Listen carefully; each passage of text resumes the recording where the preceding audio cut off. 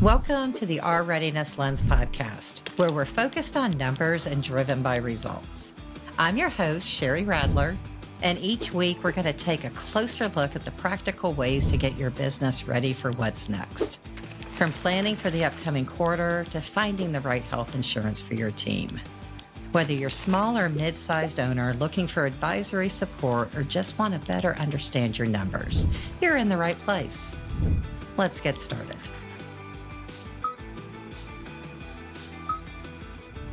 Welcome back to R Readiness Lens, the podcast where we talk about business and readiness planning. Ready for growth, ready for succession, ready for the future, ready for what comes next. Today's show is going to be a little different. I am joined here by several firm owners that I've known for years, have worked with, and we are all coming out of one of the largest accounting conferences in the nation. We have spent days walking the floor, talking to vendors, going to sessions, and hearing what is happening in the business space, filtering through the accounting, finance, and tax lens. So today we're coming in, we're not talking to accounting owners, we're talking to you, Main Street. The framework is, if you are our business owner, what did we hear that if you weren't there, we're coming back to let you know? What do we think you need to be paying attention to right now?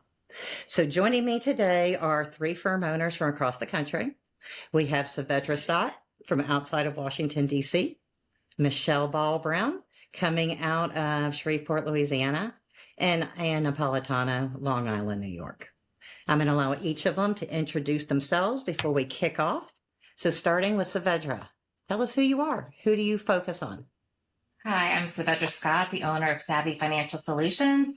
I work with nonprofits, service-based businesses, as well as houses of worship doing outsourced accounting. Okay, so you're going to filter everything through how'd you hear what they should know. How about you, Michelle? My name is Michelle Ball. I am based out of Shreveport, Louisiana. My firm is called Your CFO Solutions, and I dabble in a little bit of everything. I have law clients, construction clients, and retail clients. Okay. So she is also the girl that if you need to factor funds or understand how to do those complicated arrangements, Michelle is our resource for that. And Anne, your firm, tell us about it. Hi, my name is Ann Napolitano. My firm, Ann Napolitano Consulting, is based in New York. We specialize in food and beverage clients. We also have a broad base of business and we work with nonprofits, but our specialty is food and beverage. Perfect. And I, of course, am from our accounting group, and we are a controller and accounting focused firm for those growth-based businesses that are looking for how to get to next, the solid financials, the budgets, variance, KPIs. Okay, so give you all just a little scope of what Scaling New Heights is. Michelle, actually going to ask you to tee up. Michelle, this was this was on my 9th show. How many years? 16th. Okay, so why don't you tell us a little bit of what Scaling New Heights is?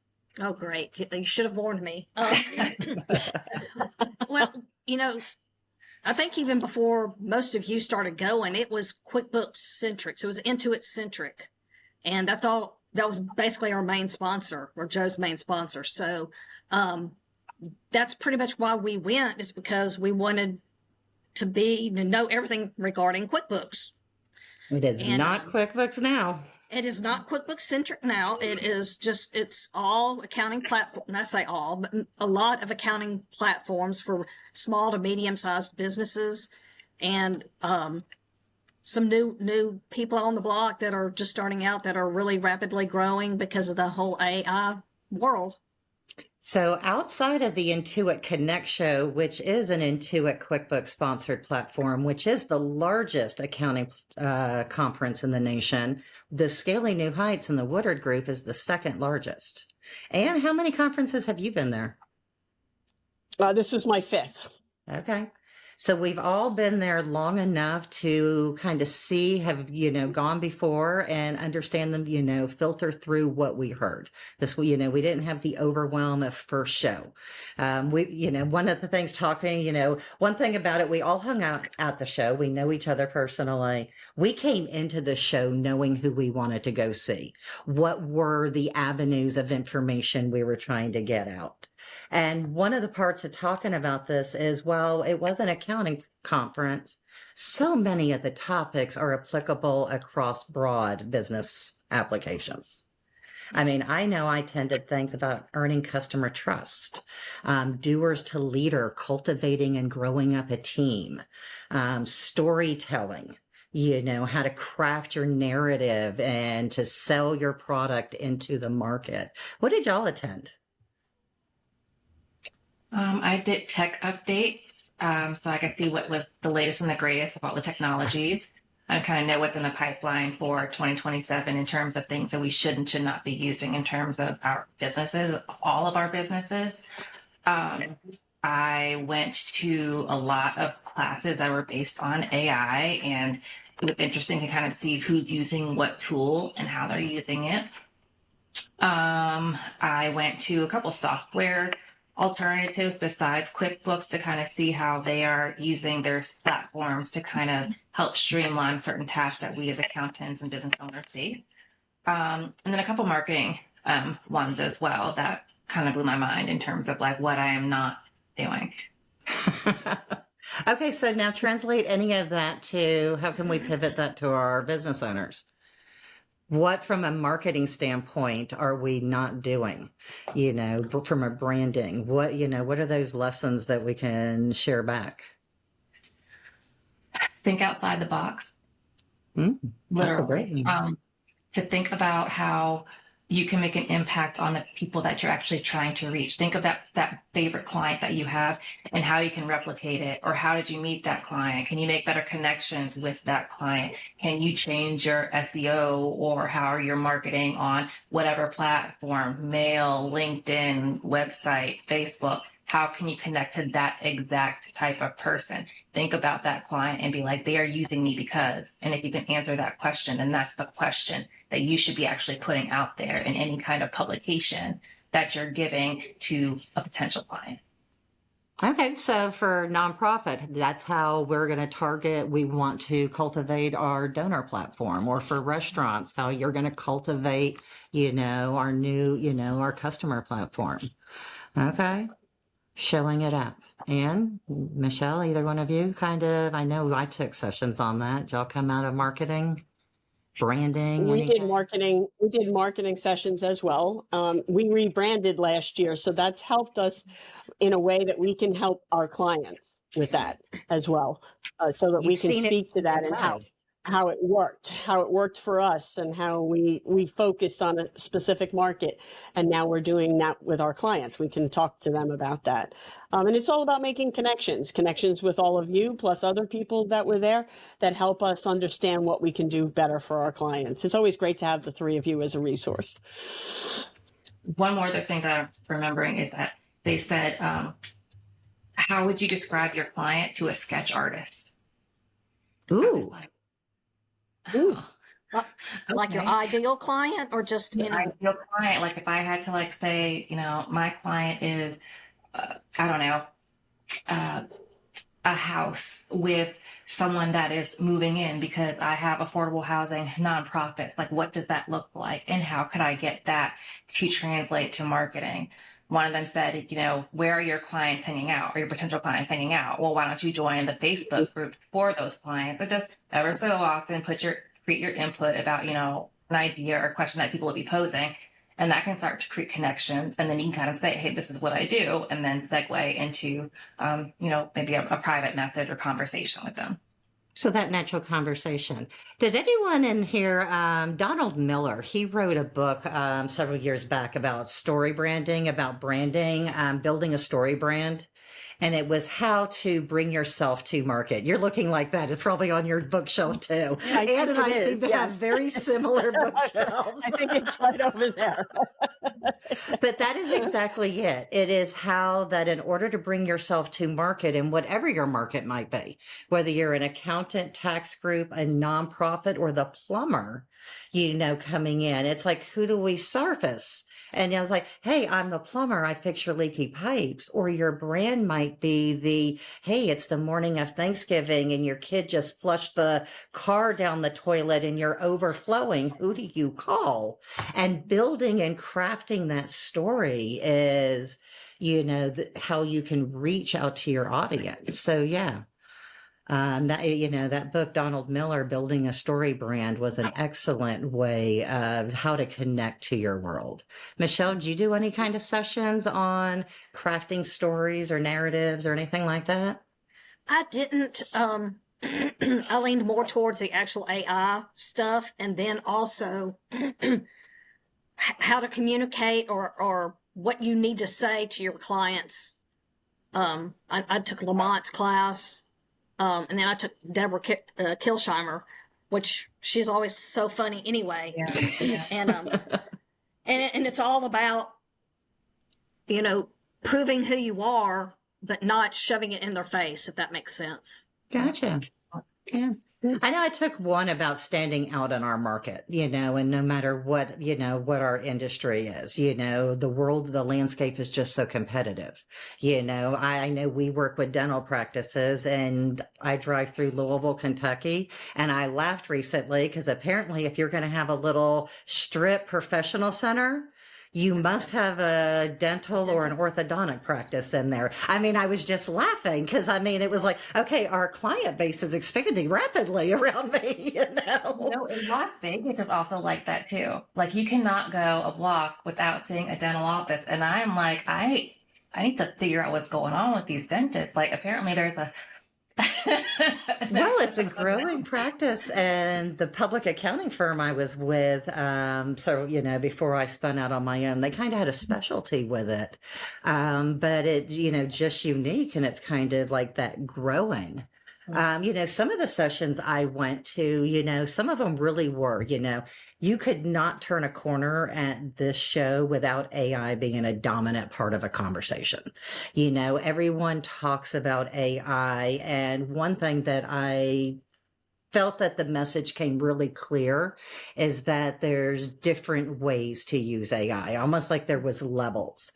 Those of you that are using AI for prompts and conversations and emails and blogs, and ask me a question and help me write, is a totally different landscape than some of the more powerful tools that are being launched.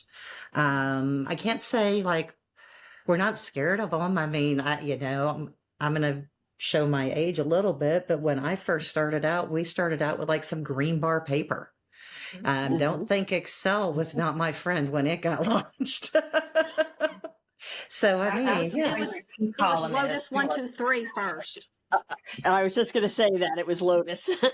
Okay, well then my age is not showing quite so well. But no, that's just it. It's like, this is another tool in a toolbox. I mean, you know what? It's, it gets to an answer faster. And the truth of the matter is we all want answers because the landscape of we're navigating has gotten more complex. It's not that, hey, you don't run your business the same way you did 15 years ago. Your client base isn't the same. You go back 20 years ago, most businesses rotated within a 100-mile radius of where they were built. Mm-hmm. Your customers came from there. Your employees were based from there. Your entire network marketing professional group was within a 3-town radius of where you were. I came from Atlanta, and it would be one big town, but that was really it. It's really only been, yes, we had gone multinational, big corporates in business had gotten on IT, but most Main Street was still working in our own backyards. So it's really this last, half a decade. And can you believe we're saying that now? It's been 5 years. Don't say it. But the world has blown up and the opportunity has blown up. So, but that means it's more complex, BOIs, the taxes, the regulations, tariffs, imports, getting things. The competitive landscape just they need the answers faster, correct? They do. They do. I think it's a very fine line in terms of using the AI tools. I think it's kind of controversial in a sense where, one, I want to know answers and I want to know them faster, and so do my clients. However, I also worry about if I'm looking everything up on whatever platform that I'm using, I don't want to stop using my brain. Mm-hmm. You know, and so it's a very fine line of like what is convenience versus like what am I really doing to myself, and how like I'm actually, training my brain for like even when I get older. And so I'm trying to use it more like in an efficient kind of standpoint where, okay, how many emails do I have? Because I've been out for the past week at this conference. Can I use AI to go through my emails and say, which emails actually address me, or which ones are, the most pressing ones, or I have all of this to say. Can I put it in ChatGPT and can give me a few options just to provide a framework for how I'm going to, fill something out. Exactly. And then with all of those uses, then you also have to counter the piece about, okay, well, a lot of people may not be ready for AI and or want AI because of the environmental impacts of it. And so are you being sensitive to your clients that feel that way? Or are you using it in the best way possible because of all the things that you're starting to read? And, how do you personally feel about it versus how your business is using it? I mean, I think AI is definitely a focus, but I think there's so many branches of it that need to be addressed and that you have to factor in while using it. Now, I'm finding it that it works really well. Oh, sorry, go ahead. I know I'm sorry, you were frozen, so I didn't see you kind of step in. But part of that is some people are envisioning this like, oh, it's a solution to all, and it's really not. It doesn't give you a solution to your value or your trainings or your SOPs. So, I mean, it's not a solution to all. It's one more tool, but it's not, I think, Ann, you were about to say something. That's what I was going to say. It is a tool that we can use to help. I find it great for helping to translate to our clients some of the information in a way that it's easier for them to understand. And the communication piece of it, I think, is very helpful. And learning how to use the tools the best way we possibly can, but also bring that human connection to it. But if we're coming back to Main Street, we went to the show and we heard a lot about AI. But coming back to Main Street, is that the message we're bringing back to our clients of, hey, you need AI? Because that wasn't what I came out of my sessions with. I came out of a whole vast world of sessions, and funnily enough, they seem to be talking about what we talk about here. They seem to be saying, hey, these businesses aren't ready. They're not organized enough. The owners are working too hard. They don't have the framework they need. I mean, that seemed to be, AI was kind of being put out there going, and this might be a way to help them get there. And I think one of you guys said it. It was like, well, if it was as easy as AI creating a checklist of things to need to be done, we've been giving our clients checklists for decades. So coming up with a new checklist wasn't the answer. Yeah. I think that when clients start to think about AI and they choose to use it, I think they should think about like one of the easiest things that, kind of they hate doing. And maybe putting that into the system to kind of say, okay, I really be honest with them. I talk to mine as if it's, someone like a girlfriend that I'm talking to. And I'm like, I hate doing this. Can you find a fun way to help me get through it? Or can you help me talk to this client this way? Or this is what I'm thinking my game plan should be, but I know I'm probably leaving out a few steps. Or I have ADHD and I know that there are all these things that I have to do. Can you put this into bite-sized pieces that I can actually, commit to and do? I think that that's definitely not accounting specific. It's lifestyle specific. So so business owners are just, they're waiting too long to put their ducks in a row. They're waiting too long to put their operations in order. And maybe an AI can let me free think my thoughts and you help me put them in order. But it still takes you going back into your organization and doing the work. Yeah. I think there's most of my clients aren't using it at all. Exactly. So what is the message we're bringing back? What do we need our businesses to do? I think they need to be open-minded to have AI help them, but not necessarily replace anybody or anything that they are doing. True. But I mean, what is it they need to be doing? They need to be documenting within. So let's leave AI. AI is not the topic of our conversation. We're coming back to our business owners with, this is what we heard that you guys are missing the mark on. And I seem to hear that you, as business owners, you're coming and talking about how we can't grow, we can't hire, I can't get out of the weeds. And we're crying as business owners. Our main streets are crying to us, we're crying to each other. But we're kind of throwing the lens back at you. And it's like, but you're not doing the work. You're not delegating to that next person. You're not creating that model. Yes, maybe AI can help you do the task, but if you don't dedicate the time block or the team or the resource to say it is our intent to document our SOPs so we can cross-train our team, that's what our main street is leaving behind. I think every single business owner or someone thinking about going into business needs to read the E-Myth. 100%.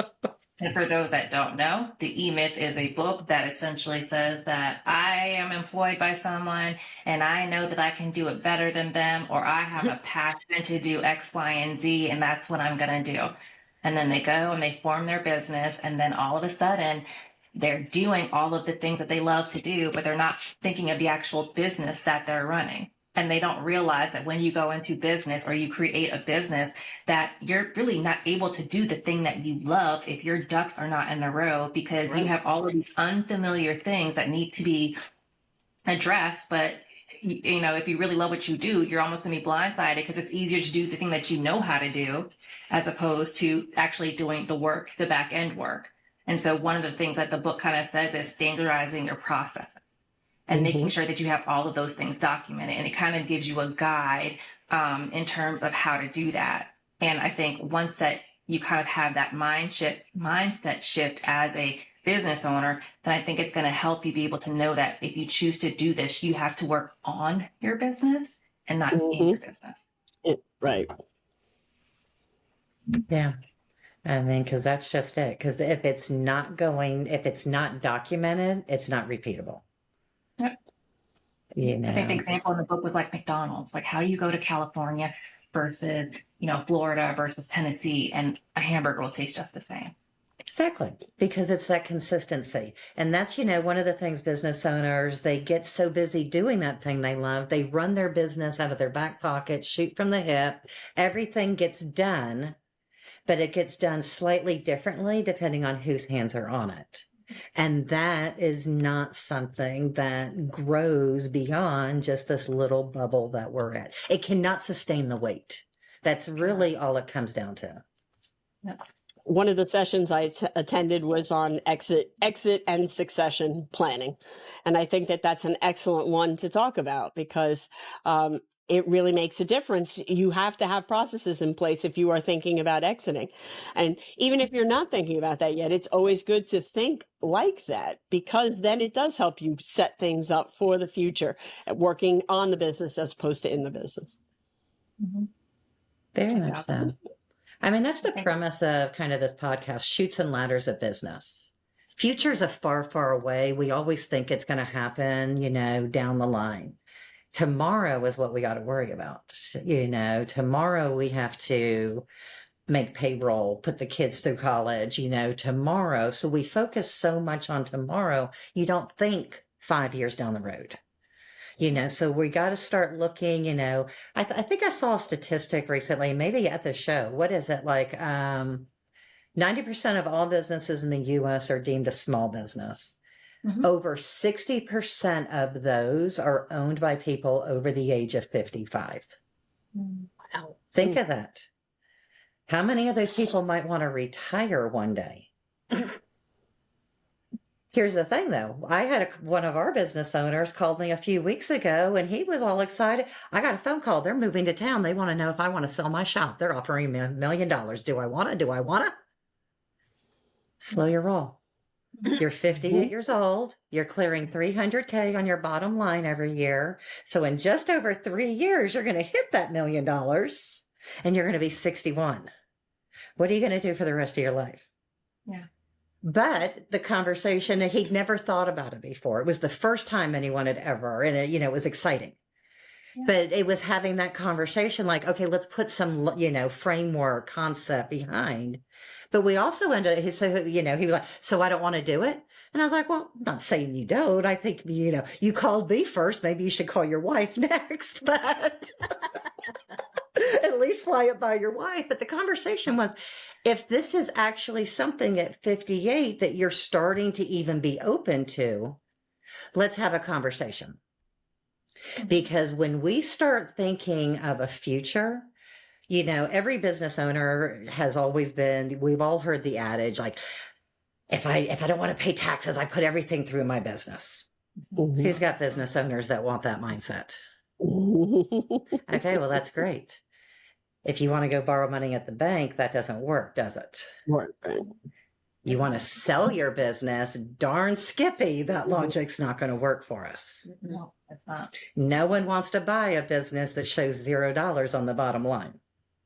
Now, yeah, you can tell, hey, I pushed all this through and let me go be honest, but we try to keep that little range to the point that Uncle Sam's not going to come get us.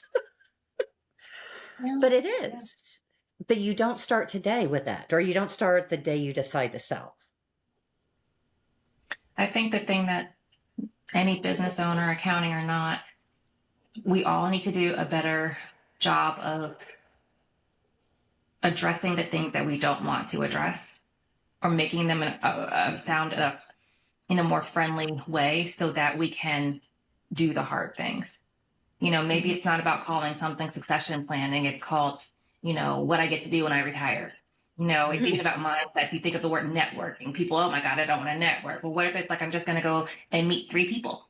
And, the words have power, I think, and how we choose to use them and how people perceive those words. It's no different from us talking accounting as a group and then us going and trying to say that in front of 5 of our clients. And they're probably looking at us like a deer in headlights. We have to translate those words into ways that they can actually understand because they don't have the years of training that we have. And it's important that whatever we say, they need to get our messaging.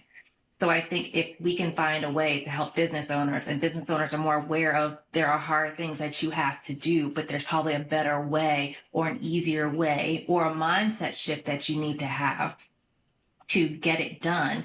It may not be that big thing that you're afraid of. You can actually tackle it and then still go about your life and probably have more peace about it because it's actually taken care of. It's just doing the hard things and getting them out the way, which none of us probably like to do. Who wrote that book? One bite at a time. Somebody has that book, Do the Hard Thing First. Eat the frog, right? Yeah. Yeah. But I mean, the truth is, a lot of the sessions I listened to, they talked about readiness, but they didn't talk about readiness in the context so much of an exit. They talked about recurring revenue and predictable operations. They talked about having frameworks in place that would catch a fraud or a failure of a systemic failure in your system somewhere. They talked about things that just building strength within your organization. Yeah. I mean, and you're in restaurants. I mean, coming into an industry that has such tight margins, I have to imagine that those kind of frameworks and checklists and things have to be critical. And they are, and it's the best way for us to explain things to our clients, right? To be able to translate to Savedra's point, right, about how we speak in a certain language, and we need to be able to speak to our clients in a way that they understand us. Some AI has helped us with that because we've been able to use some charts and graphs to put it into pictures for our clients so that they can understand cash flow. Like you said, the margins are very tight. Cash flow is key. And for us to be able to explain that to them is important. And see, that's a great one because I also saw that, coming out of the show, we saw ways that we're going to be able to bring, if we're not already doing it already, but a visual display of information, black and white numbers are just so hard to understand. So the images and the infographics, I mean, so yeah, that's going to be something we bring back. Yeah. I I like actually that. had a potential client. I think she's going to sign with me today. And you go through all the things or whatever, and she's just saying all these things. And I'm like, first of all, you're in a safe place. I probably heard it all before. Don't be afraid of all the things that you need to say. And I think she started to kind of relax or whatever. And so, going through my little thoughts and questions. And I'm like, how did you find out about me? And she said, Chat GPT. And I'm like, wait, what? Really? And I was like, go through that. And she's like, well, I was looking for an accountant in Maryland. And then I talked about this and I talked about that. And I kept asking questions and asking questions. And then it actually got me to you and then this other person. And she's like, I went to the other person's website and it just didn't make any sense to me. But then I went to your website and everything that your website said, really spoke to all the things I'm kind of going through and da da da da da. And I was like, well, how did I get so popular with ChatGPT? I was kind of blushing and oh me, oh my. But it's, again, another tool that business owners can use to get what service level that they need. If they keep drilling down and drilling down, you probably can find that right fit for you for any kind of consultant or service that you as a business owner may need. You just have to ask the questions. Don't just say, I need an accountant in Cincinnati. Find one that I'm a really tough person to get along with, and I am this, and my books are not in order, and I'm a Pisces. And then drill that, whatever it is, and know that you can use AI even for that. And one of those tech sessions I went to also, and that was a heck of the state of the union and the future of the world. Guys, the world is coming for us. Cybersecurity is key, critical. If we're bringing things back to Main Street, we are bringing that back to you. There is absolutely no limits of risk to you. So 2FAs, don't share passwords. You got to get your team into some recognition of risk. Don't think that you are too small, that, oh, they only want the big guys, that I'm just the doctor or I'm just this. No, see, everyone's not, because they are exactly who you want. They want the small ones because they figure you're not up on the tech and that you're an easy target. Yes, the risk is there. Talking about that was a critical one coming out of some of those areas. Some of the technology that we use at home, I can't remember the specifics of it, so I'm not gonna try to quote or pretend that I know. But it was even as basic as the extenders, the internet extenders that we use in the house. Apparently, sometime next year we're not going to be able to use them or be in compliance with them or something like. So here, what it is. Okay, so two things on that. So the first part of that was you were talking about using the tech and stuff like that, and that really is. We have to use the tech, but use that. There's a lot coming out. So that comment about that is. The Trump legislation has written a law or legislation that comes into effect later this year that all routers that are sold in the United States must be manufactured. And I'm not going to say specifically United States, but within our approved parameters. And part of this was, it's about the safety of our security. So this tech talk we went to, he named out 2 online VPN providers that are well known and utilized, through many businesses. Hey, you log in remotely into your company's business. They have you hosted on a VPN. One has been acquired by the Chinese army and the other by the Russian GRU. So his point was, we're using VPNs, but we're washing our data through servers that are hosted by are you sure about that? So it is important. We use some hosting, we back up our data, online, and we make sure we choose US or Canadian based servers that we want our data hosted on in certain areas. But no, so cyber is a risk coming for our clients. I mean, that's definitely one coming out of here. Understanding NACHA rules are coming out. NACHA 22 legislation just changed this year, and that just means it's all requirements. If you take online payments, any type of ACH payments, it's not that you can't take them.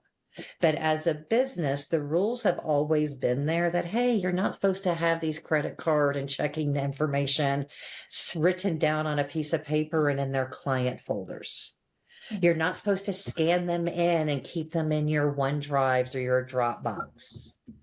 Well, NACHA is going like a step further, and you're supposed to have a written policy on this, that you and your team have established frameworks. If someone reaches out and says, we're changing our bank account information, what is your framework for changing it? So, these are specific, but these are not accounting specific, guys. Just because we're the accountants that tell you about it, I don't care. You're the housekeeper down the road and you take payments through your portal or the yoga studio. These are on you. And these have serious penalties if you have a failure on these. And kind of to Savedra's point earlier, you do what you like to do, and it's easy to ignore what you don't. What you ignore can be dangerous. Very. The monsters in the closets do have teeth. Yes, they do. Ignorance is not always bliss. And they tend to come with the name of Uncle Sam. Yeah. But no, I mean, truthfully, documentation is actually a strategic asset. Truth. Yes. If you have any hope of doing anything, document it. Always. You want to train it to someone, you want to hand it to someone, you want to be out of the office and not have your phone blowing up, document it. That's true.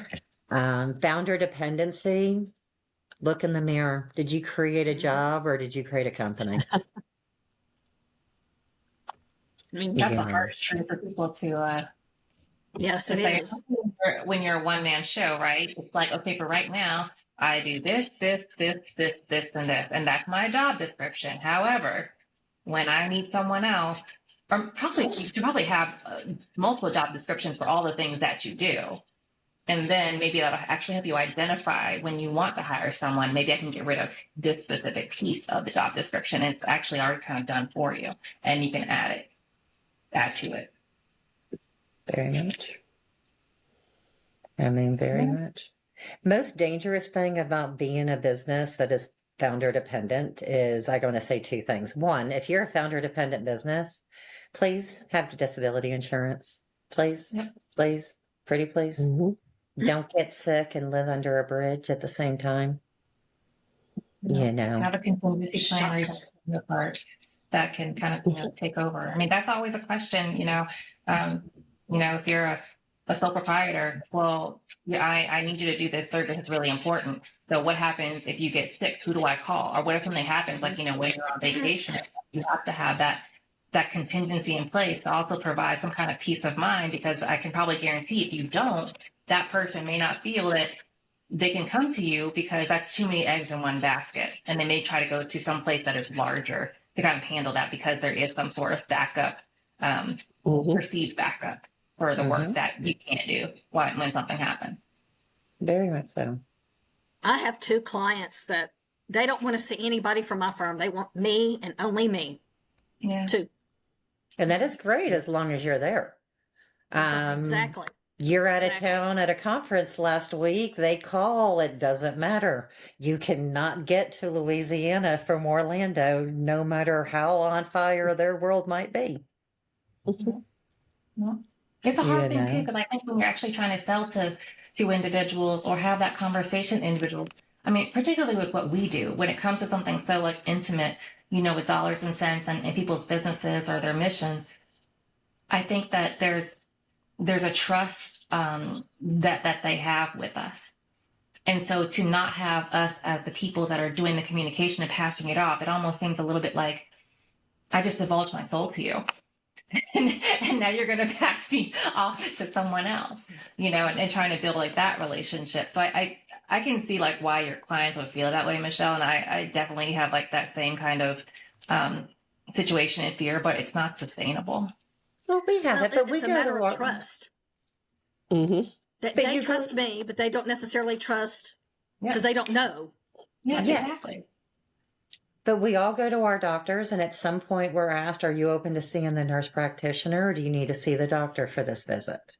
And it's like, you Mhm. know what? I just got a cold. The nurse practitioner's just fine. I'll wait till I have cancer to make sure I talk to Michelle. I mean, those type of things. So it's making sure, I think, no matter what industry we are in, if you're not going to just be a sole proprietor, it is important that our sales team fronts our message consistently. Our customer service team knows the philosophy, the vision, what we're trying to get, Mhm. because that's the only way we can evangelize our businesses and get our message out. Those type of thing. We talked about some of these things and just about how these work, the important part of businesses getting ready, it's not necessarily forever and a day what you're out. It's what happens tomorrow. Mhm. But most people that are starting to think about an out, they tend to be on short timer. Like, I want to sell this year. The long game is not. It's not a. It's not a good strategy, and it's not something that people want to play. They like the. I feel like retiring. My best friend retired. He's living his best life. So why can't I do it like Mhm. right now? Because You we know? can get you another 5, 6, 7 figures if you'd give it a minute. Mm-hmm. I mean, I got my exit planning, so I did. And one of the things we read, and it was like, but think of it, to do an exit, 3 years of audit financial statements, 3 years of GAAP, 3 years of tax return, 3 years of clean books. Would you rather have those 3 years of information to help you build the business while you're in it? Or do you want to be at the exit ramp and say, hey, why don't you go back and give me a 3-year report card and we'll take that? And they're like, well, you got a C. And it's like, okay, well, what do I get for a C? Because I'm going to sell my C business. I don't think people give themselves the freedom or the allowance to think about the future. I think that it's very theoretical. I think that for myself, even my parents say save, save, save for retirement, and then when I'm talking to my financial advisor, he's like, "Okay, so what do you want to do when you retire?" Well, we didn't talk about the creative piece of it. The reality, I just know that I have to save all my money, and so I don't know when I want to retire. I just know that I need to have enough money to do something. And until you're 55, that's your job. And you're not yet 55. Until 55, your primary job is putting money back. Right, but I should have some idea of what I want to do with it because I need to know, am I going to be a jet setter on a yacht or am I going to like live in like, a tiny home on a farm? Like those are very different lifestyles that, require different amounts of money, and what's my health going to be like? Am I going to just start eating potato chips every day? Right. Well, I'm sure that, depending on who you ask, it may shorten my lifespan. So maybe I don't need as much money. I think there are a lot of things to consider, but you probably have to have that thing of, what do I want to do like when I grow up and when I retire? And giving yourself the permission to have those thoughts, at least to give you some kind of direction as to how old do I want to be when I get to do that. That's, I think, the beginning of planting the seed of succession planning. Because it's always the fear of, oh God, when I retire, I'm gonna live in Florida and not do anything and die. We can't be afraid of that. We should change the framework to be like, I get to do this. Like when I retire, like what is that going to be? Yeah. But see, I counter that because you're again looking at it as a cherry on top. I counter that succession planning and readiness planning is, hey, my kid's in a private kindergarten and in 5 years, I got to put them through a private high school. And 4 years after that, I got college. So my succession planning, readiness planning and concept isn't at the end of the road. It's that what do I got to build this business to be to and continue to live the life that me and my spouse are dreaming about and talking. What the decisions you make in your business, hey, everyone dreams about spring break. Got news for you. Whether you take your kids camping in the Smokies or to Disney World depends on the decisions you make 12 months out of the year. You don't get to April and go, I decide. You made those decisions all along. You earned Disney World through a lot of small decisions. And as a parent, you may hate that you went. But, Yeah. you know, I found a book, it's called Traction, and an excellent resource for planning like that, because it really makes you look at a 10-year plan first. Like, what do you want to do? What are the goals? And then you work backwards from there. And I think it's great for any business owner to really start to, dial in on what they're looking to do. It made me think, 10 years, where do I want to be in 10 years with my business? Do I still want to be working in my business or not? And then coming back to a 5-year plan, and then a 3-year plan. And then it goes down to a 1-year plan. And all of that really helps you think about it and get focused on what you need to do. Because I think to your point, Savedra, about 10 years or your retirement, that's so far away. It's so abstract. How do you figure it out? But by breaking it down like that, pulling it down to those smaller goals, I think really helps. 100%. Because there's nothing asking yourself that question today going 10 years and you're like, oh, hell, I'll Right. be almost 60. I mean, there's like nothing to put it. But when you think back the last couple years, they've moved fast, haven't they? Mm-hmm. I mean, Very. there's the 90s music, and I'm like, oh, that was like a couple of years ago. No, it was not. It was not. It goes by just that quickly. Yeah. So Those are the next couple oldies now. years are, Classic. At least in my town, that's not the oldies yet. It's the classic rock station. Classic rock. Okay. Just Well, like that. That's But my even look favorite at right this there. year, right? We're 6 months in already for the year. Yeah. How did that happen? How are we halfway through the year? We're at the end of the second quarter, and we're already looking, we need to start planning for 2027 already, right? We need to be having these conversations with our clients. Where do you want to be? What do you want to do next year? How can we help you? Right? Budgets, forecasts. How can we work with you on things like that? What are you thinking about? I'm going to one of my clients tonight. He's a brewery, a local brewery. And I texted him to say I was coming just to have drinks and hang out. And now he wants to meet with me because I already knew he has a potential buyer, but he said, oh, can we talk about it tonight?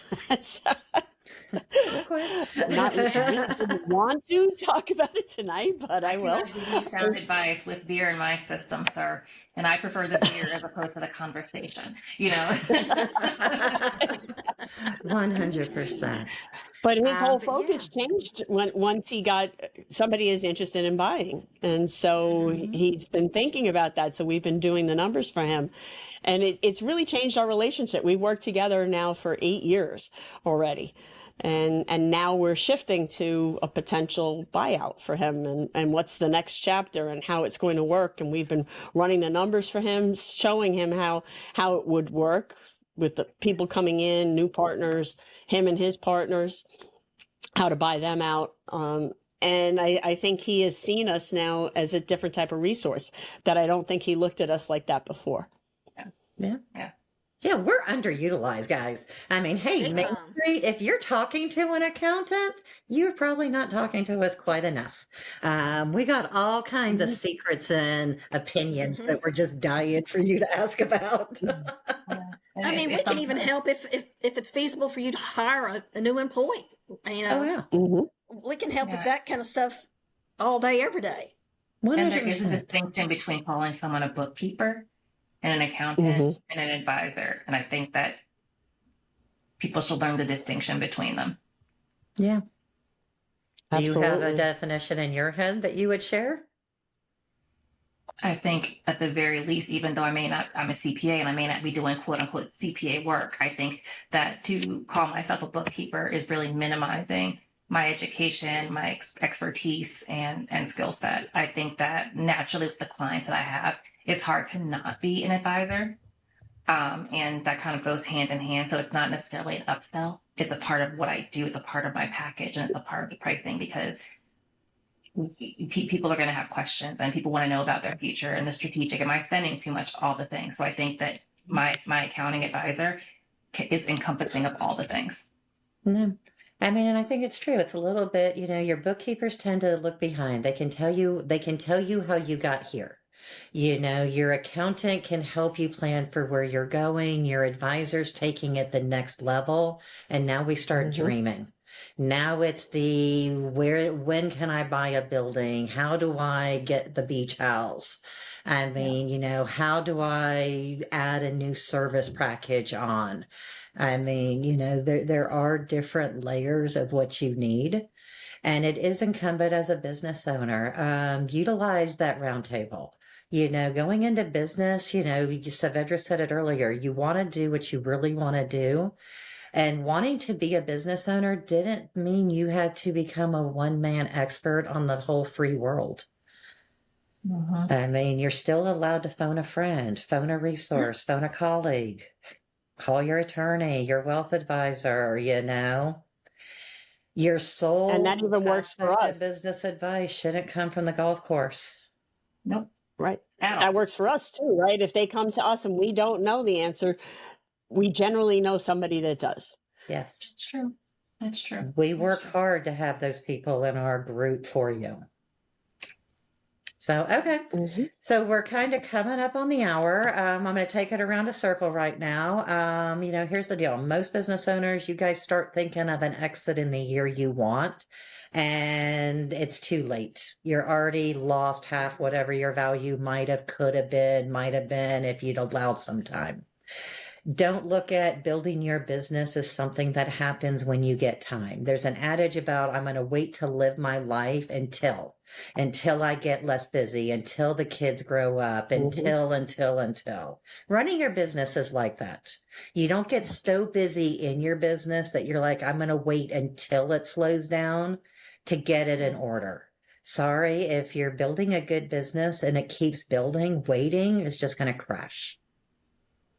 If you want to build one that will grow with you, sustain you, build you into the future you want, whatever the exit might be, but it's the future we're here for.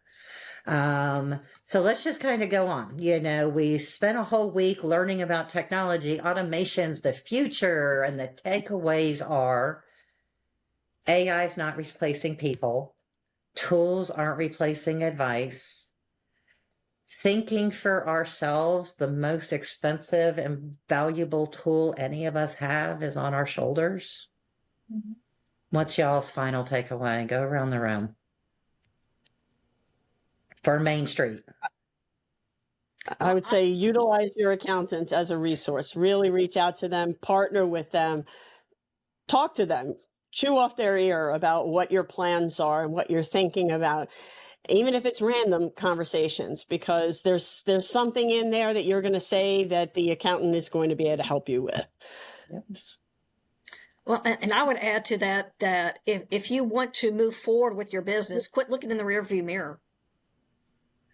I mean, talk to your accountant, us, and let us help you see the future of what your business is going to be doing in 2 weeks, 3 weeks, 3 months, whatever that is that you want to see. Let us look in the crystal ball for you. Oh my. Because the thing is, we know your numbers enough. They tell us stuff. We probably have a little bit of a crystal ball view for you. Savvy? Don't be afraid to ask questions. That there's no stupid question. If you're going to ask any kind of questions, make sure it's someone that you trust, and if you're going to pay someone, make sure that you actually understand the words that are coming out of their mouth and not the service that they're providing to you, so that you feel empowered to make decisions yourself. 100%. I mean, I know when I get a call, some of the scariest words I ever hear are, I didn't know what to do, so I just. You just picked up the phone and called us, right? But the second is, hey, Main Street, don't take business advice from people that don't have a business that emulates what you want it to be. Don't take business advice from people that haven't actually built a business that you admire. That you. Perception is not always reality. Yeah. 100%. Okay. Well, that's just it. I thank all of you for coming in, talking to our people. We learned a lot. AI is buzzwords in the industry, but it's not the solutions. AIs, hey, if you're not documenting your processes with dictation and Word and Loom and video, I got to tell you, AI is not going to magically get you to sit down and do it. But when you decide to work on that project, it is another tool like video and dictation and notes that can help you get there faster. Focus. Think about building the business you want. Let's get ready. Thanks for joining me on the R Readiness Lens podcast. If you found this episode helpful, connect with me on LinkedIn and follow us on Instagram for more tips and resources. And if you're ready to take your business to the next level, be sure to rate the podcast and subscribe so you never miss the next episode. Until next time, keep your numbers clean and your goals in focus. Best.